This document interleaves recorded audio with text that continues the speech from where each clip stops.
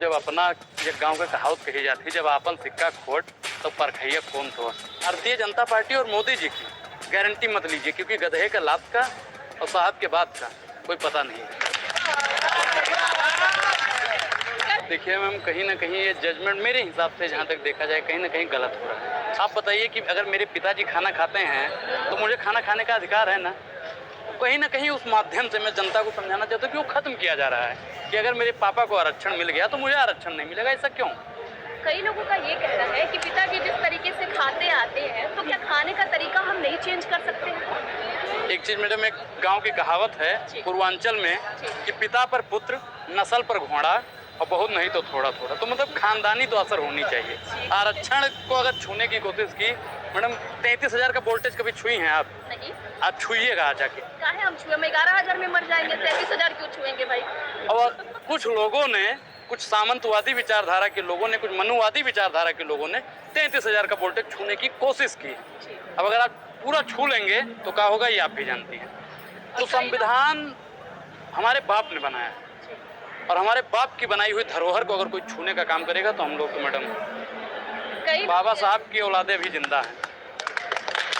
कई लोग इसके समर्थन में हैं। आज कई लोगों ने इसके समर्थन में प्रोटेस्ट किया है, इस बारे में आप क्या कहेंगे? मैडम देखिए, एक सिक्के के दो पहलू होते हैं। कोई समर्थन करने वाला है, कोई विरोध करने वाला है। हम लोग चाहते हैं कि जिनको नहीं मिला है अगर आरक्षण, जो कुछ विशेष लोग कह रहे हैं ना कि हमको नहीं मिला है, तो आप उनको भी दीजिए ना, आप उनको दीजिए, लेकिन जिनके पास है उनका खत्म तो ना कीजिए। इसी कैटेगरी में कुछ लोग लड्डू बांटने की भी बात कर रहे हैं, इस बारे में आप क्या कहेंगे? मैडम देखिए, उनकी विचारधारा कुछ उनसे मिल रही होगी जो लोग इनको खत्म करना चाहते हैं। बात तो विचारधारा की ही हो जाती है, हर तरह की विचारधाराएं यहाँ एग्जिस्ट करती है। हम विचारधारा का क्या कर सकते हैं सर? मैडम देखिए, अपने जाल में फंसकर मरना ठीक नहीं। तो ये राजनीति जो सेकी जा रही है ना, जो राजनीतिक रोटियां सेकी जा रही है, उनको उकसाया जा रहा है कि आप जाइए, आप इसका समर्थन करिए, आपका फायदा हो जाएगा, आप उनका विरोध करिए, उनका नुकसान। ऐसा कुछ मैडम, इन लोगों को समझने की जरूरत है। बाबा साहब रात भर जागते थे, तो उनका जो पीए था उसने एक बार पूछा कि बाबा आप जागते क्यों हैं? तो उन्होंने कहा था कि हमारा समाज सो रहा है इसलिए मैं जागता हूँ। तो आज भी कहीं ना कहीं मैडम बहुजन समाज के कुछ लोग सो रहे हैं। जब तक वो जागेंगे नहीं तब तक वो समझेंगे नहीं।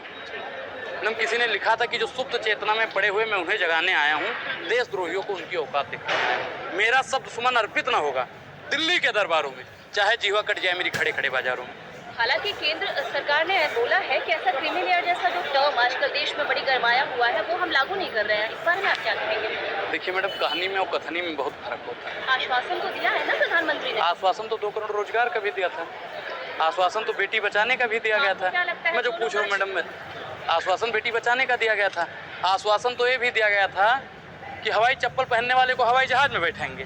हम ये देखो, भैया के पास हवाई चप्पल भी नहीं रहा। देखिए, अब आप बताइए कि हवाई चप्पल वाले को हवाई जहाज में बैठा रहे थे, और हवाई चप्पल भी पैर से हटाने का अगर किसी ने काम किया है तो भारतीय जनता पार्टी की सरकार ने किया। मतलब इतने लोगों के बीच में एक बिना हवाई चप्पल वाले दिख रहे हैं, अब इस पे क्या कहेंगे आप? मैडम देखिए, सरकार उतार चुकी है। अगर जो जूता पहना होगा उसका मोजा नहीं होगा, हम लोग तो चप्पल में ही घूमते हैं। मतलब जूता मोजा का संबंध कुछ ऐसा है कि एक दूसरे के बिना अधूरा है दोनों। मैं सुना नहीं। मैं ये बोल रही हूँ कि आपने जूते मोजे की बात की है तो दोनों एक दूसरे के पूरक है, बिल्कुल, एक दूसरे के बिना अधूरे हैं। बिल्कुल। ये जो शब्द है मैडम एक चीज बताइए, पैंट है जो बिना बेल्ट के अधूरा है, नहीं तो गिर जाएगा। तो वैसे ही अगर हमारे साथ में जो हमारे पुरखों की धरोहर है, आरक्षण मैडम बाबा साहब ने क्यों दिया आप जानती होंगी। अब एक चीज बताइए कि मान लीजिए 2 लोग हैं, आप गेट पे चले जाइएगा, हम यहाँ से दौड़ेंगे, तो सबसे पहले स्टेडियम में कौन पहुंचेगा? जो आगे है। बाबा साहब ने आरक्षण इसलिए दिया था कि जो गेट पे खड़ा है और जिसके पास आरक्षण नहीं है वो भी जाके पहले गेट पे बराबर हो जाए, फिर दौड़े दोनों। अब लेकिन आज सामंतवादी विचारधारा के लोग, मनुवादी विचारधारा के लोग उस आरक्षण को खत्म करने की कोशिश कर रहे हैं। उन लोगों को मैं एक ही नसीहत देना चाहता हूँ मैडम कि अभी बाबा साहब की औलादे भी, उनकी नस्लें जिंदा है। कल जो प्रोटेस्ट होने वाला है, मैम मैं बिल्कुल अपील करना चाहता हूँ कि आप बहुत शांति ढंग तरीके से कीजिए, किसी प्रकार का कोई उपद्रव न कीजिए, क्योंकि एक बार इसका हमने खामियाजा भुगत लिया है। अगर हमने कुछ ऐसा किया तो सरकार की जो मंशा है ये आप भी जानते हैं, हम भी जानते हैं। ये बखूबी आप ये कहना चाहते हैं कि इसके पीछे भी कहीं ना कहीं सरकार की साजिश है? मैडम एक चीज़ बताइए कि अगर हमने कुछ भी किया ऐसा तो सरकार एक बार हमको पकड़ लेगी और ऐसी जगह डाल देगी कि हम दोबारा बोलने के लायक नहीं रहेंगे। तो मैं अपने तमाम बहुजन साथियों से अपील करना चाहता हूं कि आप बाबा साहब के बताए हुए संविधान के उसी रास्ते पर चलिए, और फिर आपको अगर कोई परेशान करना चाहे तो उसी संविधान से जुतियाइए। आम लोग जो बड़ी कंफ्यूज्ड है इस आदेश के बाद, SC ST जो आदेश जारी हुआ है, बड़ी कंफ्यूजन में है, उन आम लोगों को आप क्या संदेश देना चाहेंगे कि आपस में जो लोग की रणनीति बिगड़ रही है उससे संबंधित कुछ आप बताएंगे? देखिए मैडम, लोगों को समझा नहीं पा रही है सरकार, और ना जो जजमेंट आया है वो लोगों को समझा पा रहा है। ये इनकी जो मंशा थी शुरू से, ये चुनाव के समय पे कोई कह रहा था 400 पार दे दीजिए, संविधान बदलना है, कोई कह रहा था आरक्षण खत्म करना है, हिंदू राष्ट्र बनाना है, मतलब जितना जिनके मन में था उतना उन्होंने कह दिया। चुनाव जीत गई, बहुजनों ने इस बार भारतीय जनता पार्टी को वोट नहीं दिया है। मैडम एक चीज़ आप नोट कर लीजिए, और सदन के अंदर मैडम कम से कम 100 से अधिक सांसद भी हैं, लेकिन वो लोग नहीं बोल रहे हैं, तो मेरे दिल में दर्द होता है। हालांकि जैसे ही क्रिमिलेयर वाली बात आई थी, कहा गया कि उन लोगों से संबंधित जिनके लिए ये एक्ट लागू होने वाला था, वो लोग गए और प्रधानमंत्री से इसके लिए सिफारिश की, तब जाके प्रधानमंत्री का ये बयान आया कि हम क्रिमिलेयर को नहीं लागू कर रहे हैं। मैडम एक चीज़ आप बताइए कि उन्होंने किसानों के ऊपर काला कानून थोप दिया था, हमारे 750 से ज़्यादा किसान शहीद हुए, युवाओं को बोला 2 करोड़ रोजगार देंगे, और काले आई बाद में अग्निवीर।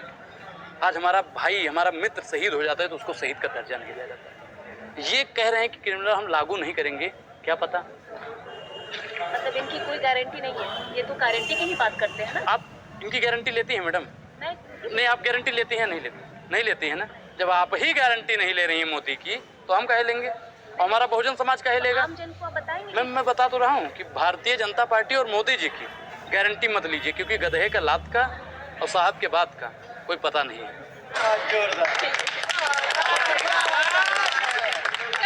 कल भारत बंद जी, कल भारत बंद जो हो रहा है वो हर महीने में वो सफलतापूर्वक हो, इसके लिए आप क्या कहना चाहेंगे? मैडम मैं सभी से, अपने भाइयों से अपील करना चाहता हूँ कि आप अपनी जगह पे एकत्रित होइए और बढ़ चढ़कर सत्ताधारी से, मनुवादियों से, सामंतवादियों की छाती पर चढ़कर अपने हकों अधिकार को छीन लीजिए, लेकिन संविधान के तौर तरीके। इस मामले में एक इंटरेस्टिंग बात और भी है, मैं पूछना चाहूंगी आपसे। अब मैं एक्चुअली पूर्वांचल से हूँ। अरे हम भी पूर्वांचल से मैडम। स्वागत है आपका। तो उस बारे में मैं कहूँगी कि 2 नेताओं का बयान था। हाँ। एक ही जगह के नेता है दोनों, और के जीतन अंबाजी है हमारे, और दूसरी तरफ है हमारे ये क्या नाम है उनका, रामविलास पासवान की बेटी चिराग पासवान। एक ने समर्थन किया, एक ने विरोध किया, क्या कहेंगे आप इस पर? मैडम जब अपना एक गांव का कहावत कही जाती है, जब आपन सिक्का खोट तो परखैया कौन दोस्त। सिक्का के तो 2 पहलू होते हैं ना, आपने खुद बोला था अभी। हाँ मैंने बोला था, लेकिन अभी मैंने क्या बोला कि आपन सिक्का खोट तो परखैयम कौन दोस्त। समझ रही ना, पूर्वांचल की होंगी तो ये कहावत समझ रही हैं, और काफी लोग यूपी बिहार के देख भी रहे होंगे, तो उन लोगों के समझ में आ रहा होगा। बहुत बहुत शुक्रिया, बहुत बहुत धन्यवाद।